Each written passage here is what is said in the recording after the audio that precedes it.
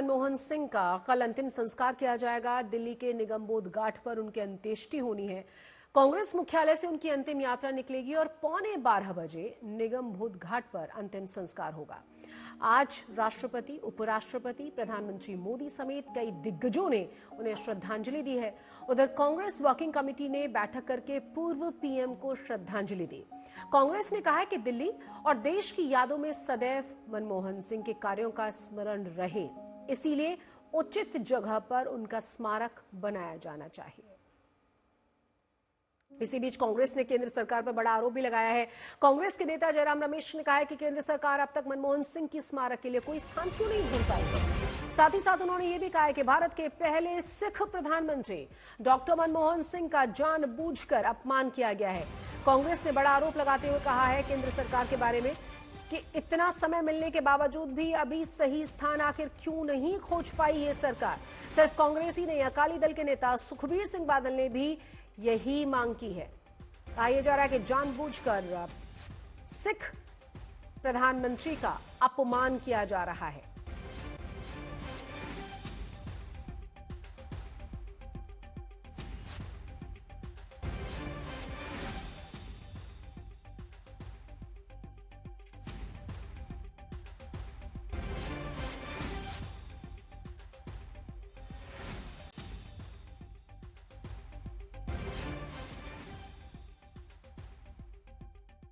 हजारों जवाबों से अच्छी है मेरी खामोशी। अभी आवाज हमेशा के लिए खामोश हो गई है। भारत में आर्थिक सुधारों के जनक माने जाने वाले मनमोहन सिंह ने 92 साल की उम्र में दुनिया से अलविदा कह दिया है। मनमोहन सिंह भारतीय राजनीति का वो नाम थे जो बेहद कम बोलते थे, लेकिन जब बोलते थे तो मजबूती से बोलते थे। हजारों जवाबों से अच्छी है मेरी खामोशी, न जाने कितने सवालों को आबरू रखी।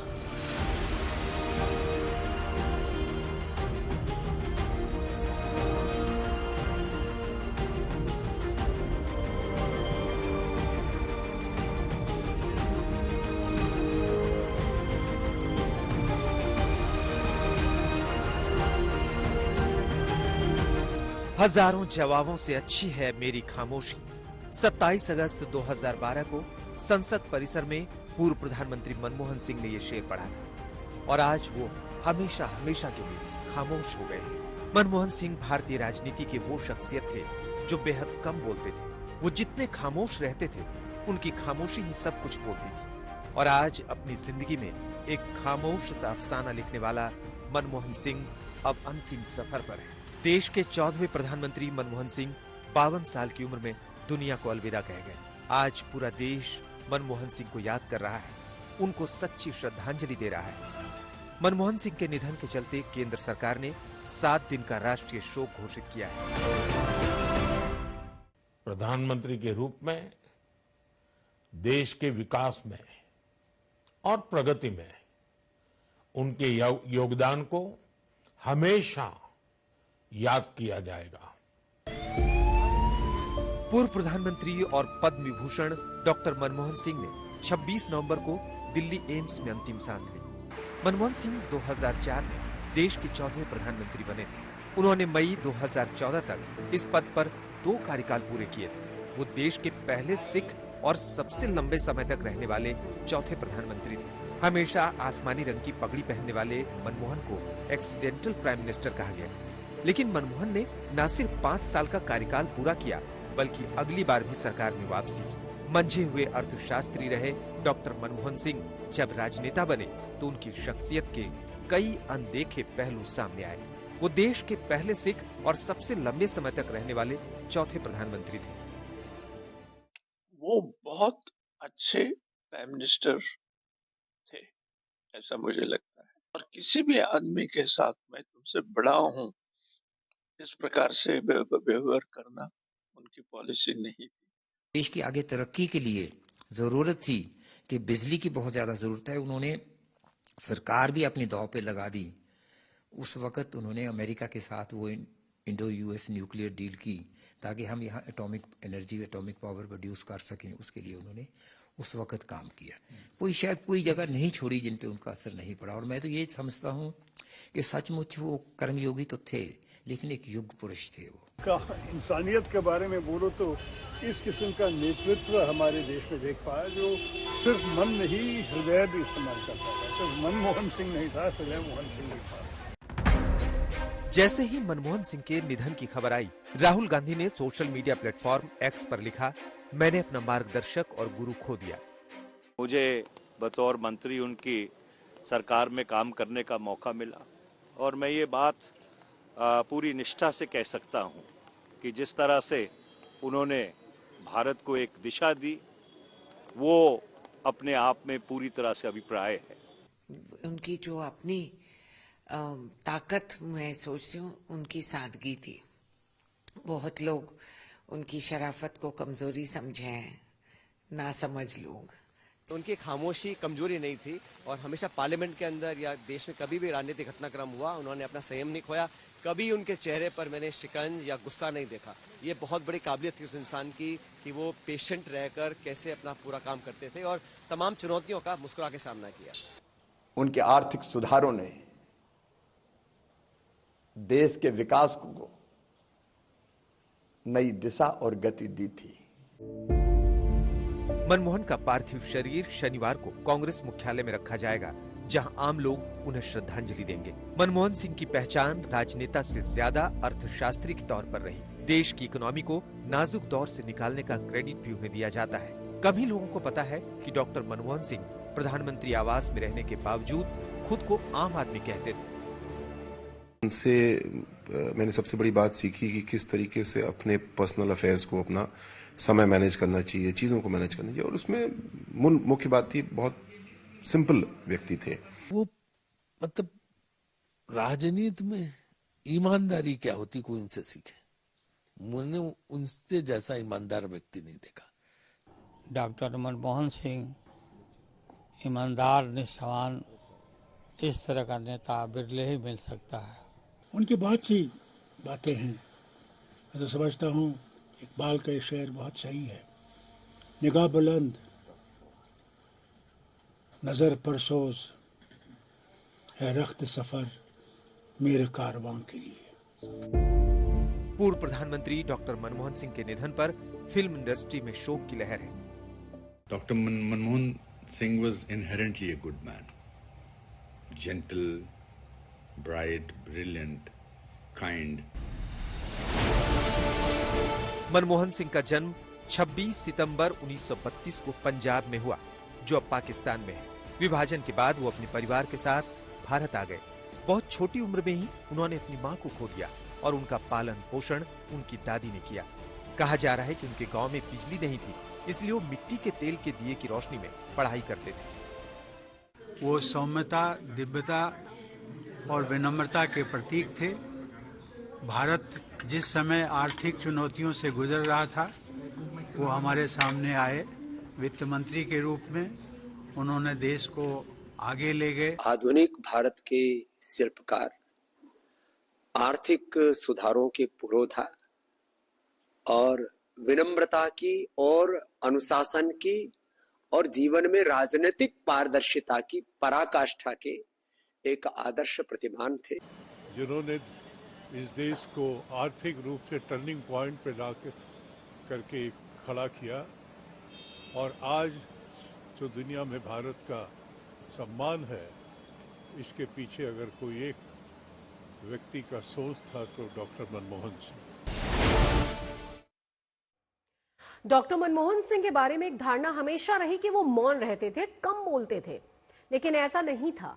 2014 में इन्होंने बतौर प्रधानमंत्री आखिरी प्रेस कॉन्फ्रेंस की और तब मनमोहन सिंह से सवाल किया गया था, आप अपनी विरासत को कैसे याद करेंगे और ऐसा क्या काम है जो आप नहीं कर पाए। सुनिए तब क्या जवाब दिया था मनमोहन सिंह ने।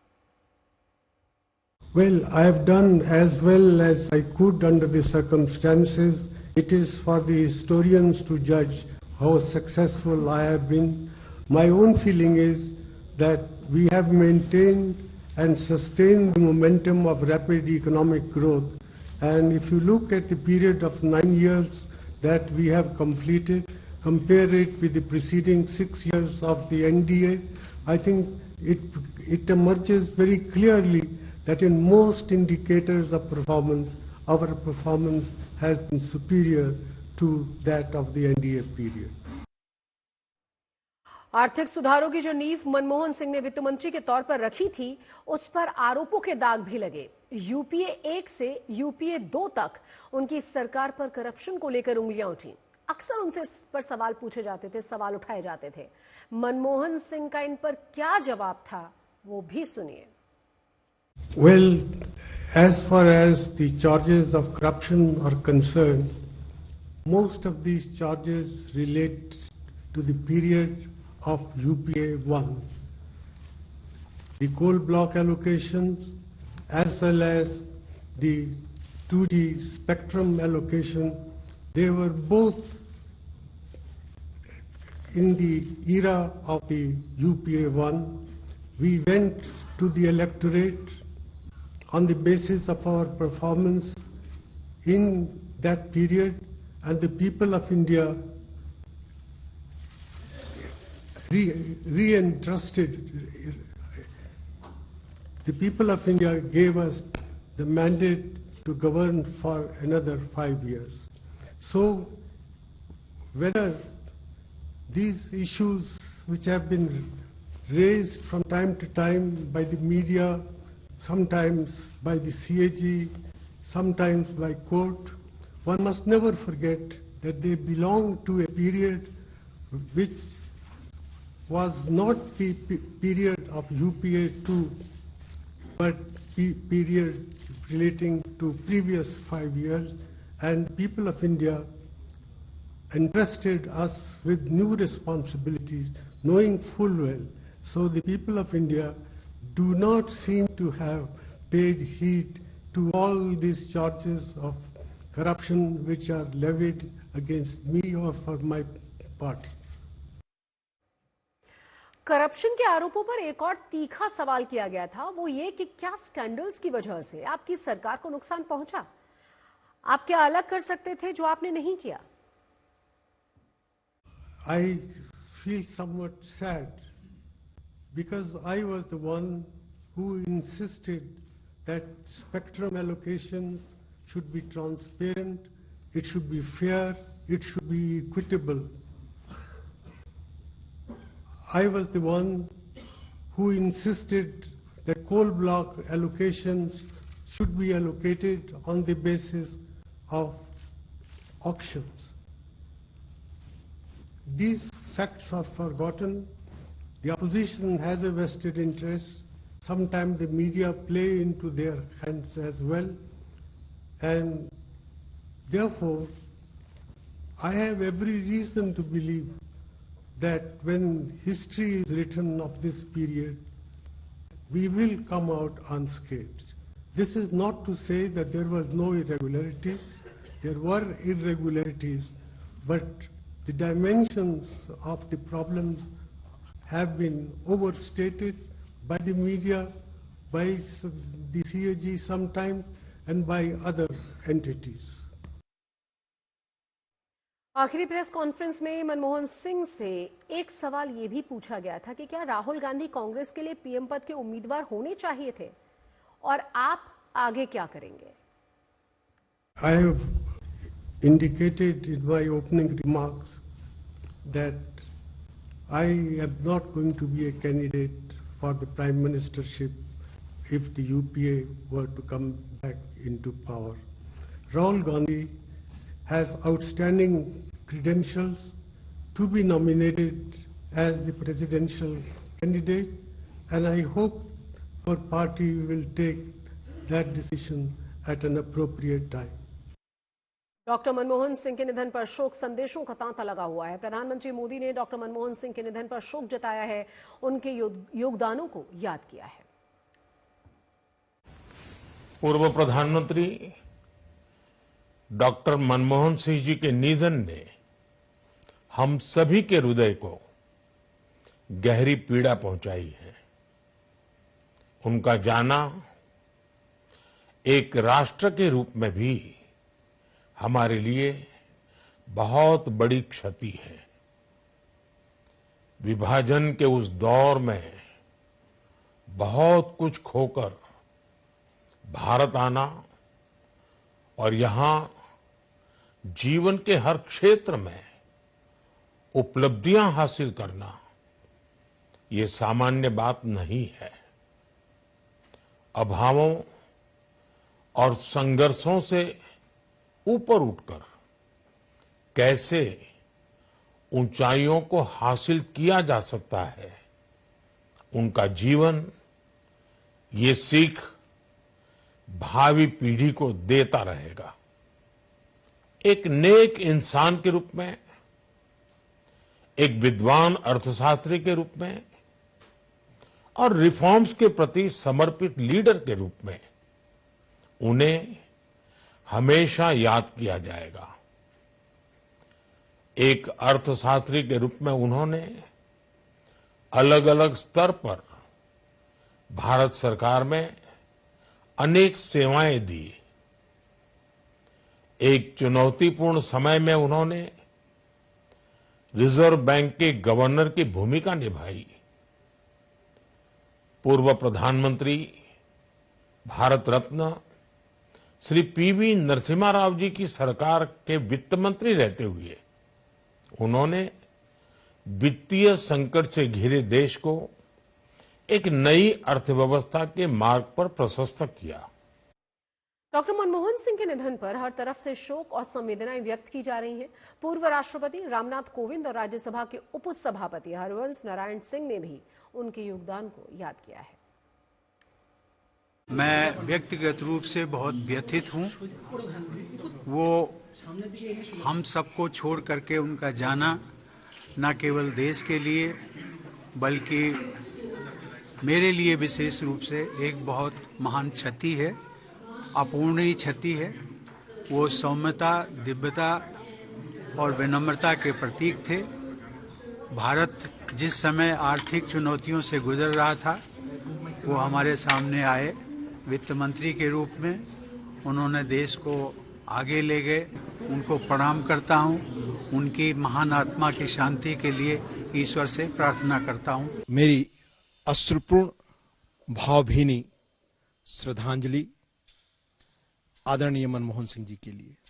श्रेष्ठ इंसान, विद्वता, ज्ञान, श्रेष्ठ मर्यादित आचरण, दूरदृष्टि वाले राजनेता और अत्यंत श्रेष्ठ और मर्यादित सांसद के रूप में उनकी छवि हमेशा रही।